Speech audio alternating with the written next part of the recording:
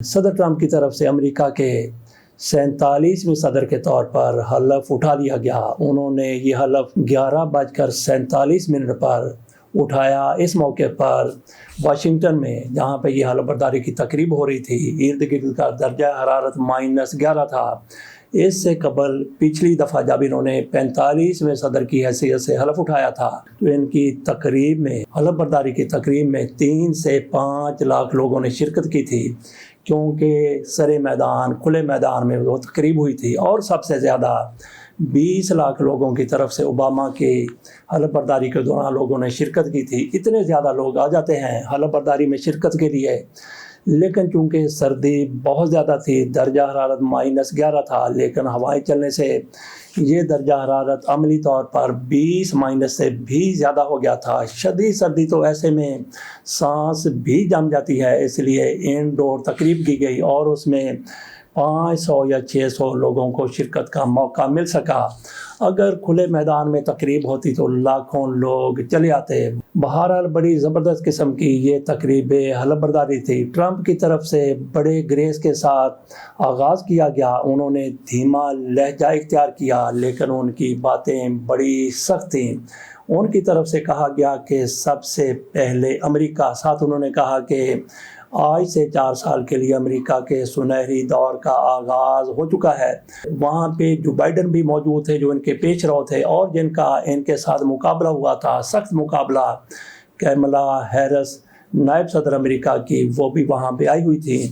ایک لمحہ وہ تھا کہ جب جو بائیڈن وہاں پہ صدر کے طور پر موجود تھے، اور ایک لمحہ وہ آیا کہ جس میں جو بائیڈن سابق ہو گئے اور نئے صدر ٹرمپ بن گئے۔ ان کی طرف سے جس طرح سے دھیمے لہجے میں بات کی، لیکن سخت باتیں بھی کی گئیں۔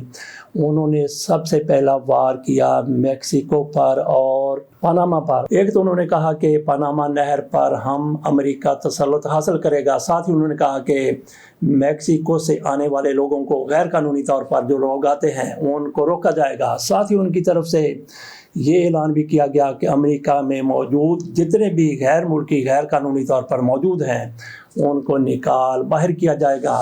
یہ تو ٹرمپ کی طرف سے پہلی یلغار تھی، اور دوسرا وار ان کی طرف سے سعودی عرب پر کیا گیا۔ وہ کیسا وار کیا گیا؟ انہوں نے کہا کہ امید ہے کہ سعودی عرب بھی ابراہیم معاہدے میں شامل ہو جائے گا۔ ابراہیم معاہدہ کیا ہے؟ یہ اسرائیل کے اور کچھ مسلم ممالک کے مابین ہونے والا معاہدہ ہے، جس پر متحدہ عرب امارات کی طرف سے سب سے پہلے دستخط کیے گئے تھے۔ باہمی تعاون دونوں ممالک کے درمیان شروع ہو گیا تھا، زبردست تعلقات کا آغاز ہوا تھا۔ اس کے بعد پھر مراکش اس میں آ گیا، بحرین اس میں آ گیا، اور سوڈان بھی ابراہیم معاہدہ کا حصہ بن گیا۔ اب ٹرمپ کی طرف سے کہا گیا ہے کہ امید ہے کہ سعودی عرب بھی اس معاہدے کا حصہ بن جائے گا۔ تو اس سے اندازہ کیا جا سکتا ہے کہ سعودی عرب کے لیے کتنی مشکل ہوگی۔ کیا سعودی عرب اس معاہدے کا حصہ بنے گا؟ وہ دور تھا جب ٹرمپ کی طرف سے زور دیا جا رہا تھا کہ سعودی عرب بھی اس کا حصہ بن جائے، اور سعودی عرب کی طرف سے پاکستان پر مبینہ طور پر زور دیا گیا کہ پہلے پاکستان اسرائیل کے ساتھ اپنے تعلقات کو بہتر کرے، لیکن پاکستان کی طرف سے جواب دیا گیا تو سعودی عرب نے بھی اس معاہدے میں شمولیت اختیار نہیں کی تھی۔ بہرحال سعودی عرب بھی اسرائیل کے ساتھ تعلقات اس نہج سے نیچے لانا چاہتا ہے، اور اب تو صورتحال بہت بہتر ہو گئی ہے، کیونکہ جنگ بندی ہو چکی ہے۔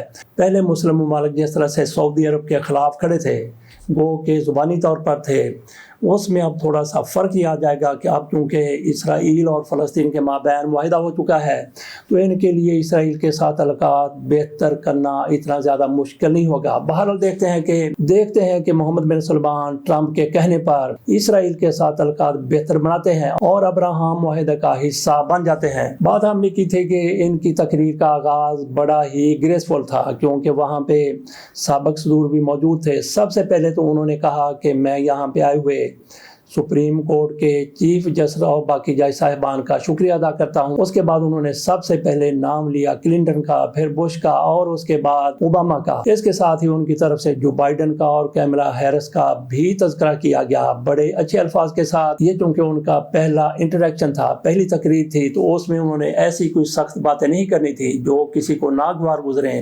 بہرحال ان کی طرف سے 78 ایسے احکامات جاری کیے گئے جو بائیڈن کی کئی پالیسیوں کے خلاف بھی تھے۔ حلف برداری میں تقریب سے پہلے وہ اپنی اہلیہ کے ساتھ چرچ میں جا کر دعائیہ تقریب میں شریک ہوئے تھے۔ اس کے بعد وہ حلف برداری کے لیے کیپٹل ہل آئے اور اس کے بعد وہاں پہ ساری کارروائی کا آغاز ہوا اور اختتام ہوا۔